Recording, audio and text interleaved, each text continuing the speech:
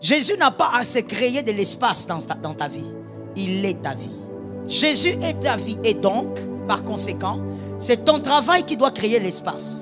Là où Jésus n'est pas d'accord, le travail, là, on le met à côté. Tes études doivent trouver de l'espace.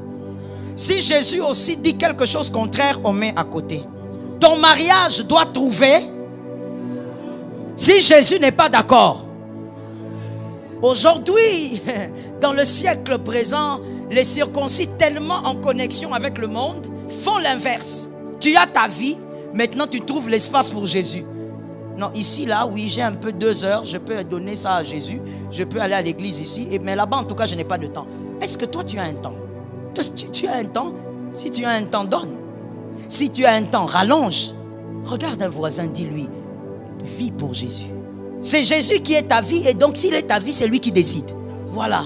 C'est pourquoi tu verras pour des personnes qui comprennent ces choses et qui ne souffrent pas de cette maladie, lorsque Jésus n'est pas d'accord avec quelque chose, ce n'est pas un débat.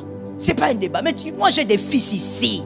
Dieu dit non. Il faut que tu ouvres 50 Bibles, 5 versions, pour expliquer pourquoi Dieu a dit non. Mon frère, quand Dieu dit non, je ne suis pas son avocat. Moi, je transmets l'information. Je ne suis pas là pour commencer à te dire, non, tu sais, s'il a dit non, c'est parce que tu as 15 ans. S'il a dit non, c'est parce que tu as 35 ans. Mais il y a des gens comme ça. Pourquoi tu es comme ça? Parce que tu n'as jamais vécu avec Jésus et pour lui. Toi, tu as ta vie, pour ta famille, pour ton ceci. Et puis Jésus a une petite chambre dans ta vie. Donc, tout ce que Jésus dit devient discutable. Alors que nous autres, on avait connu Jésus, on savait. Dans notre jeunesse. Parce qu'il y a des gens qui pensent qu'on n'a jamais été jeune ou enfant. Mon frère, nous on avait appris à votre âge que si Jésus ne veut pas de quelque chose, je laisse.